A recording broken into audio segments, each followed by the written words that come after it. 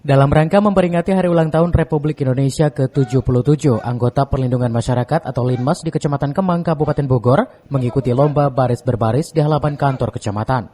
Para peserta Linmas yang terdiri satu peleton dari 8 sampai 10 orang itu meski terbilang sudah usia lansia, namun mereka terlihat tetap semangat saat adu kekompakan dan ketangkasan di depan tim juri yang menilai. Camat Kemang Rameni mengatakan kegiatan lomba Linmas yang diikuti oleh 90 peserta dari 8 desa satu kelurahan itu merupakan rangkaian kegiatan lomba Agustusan dalam rangka perayaan Hari Ulang Tahun Kemerdekaan Republik Indonesia ke-77. Merupakan rangkaian dari perayaan Hari Ulang Tahun ke-77 Republik Indonesia tingkat kecamatan. Diikuti kurang lebih satu peleton itu 10, ada 9 desa dan kelurahan, jadi 90 peserta. Dan paling ininya juga kita alhamdulillah ada anggota Linmas dari perempuan. Kategorinya apa aja Pak penilaiannya? Paling berbaris, ada pilihan tekanan, jalannya tempat, dan seperti itu. Kerapihan juga kita nilai, kerapihan pakaian seragam peserta ya.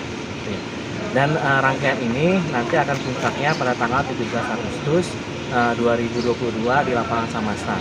Yang perlu dicatat, salah satu penghargaan dari pemerintah kecamatan yaitu satu, perhatian terhadap Linmas, yang kedua perhatian kepada warga yang berprestasi. Kurang lebih ada 13 warga yang berprestasi mulai dari tingkat internasional, nasional, provinsi, dan kabupaten.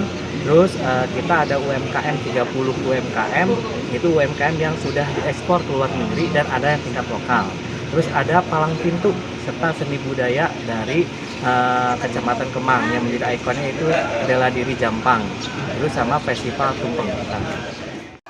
Menurutnya dalam lomba baris berbaris yang diikuti anggota Linmas ini untuk sang juaranya nanti akan mendapatkan hadiah yang menarik dan rencananya akan diumumkan di acara puncaknya tanggal 17 Agustus besok di lapangan Samasta Komplek Perumahan Kahuripan. Dari Kemang, Kabupaten Bogor, Suhanda Abriji melaporkan.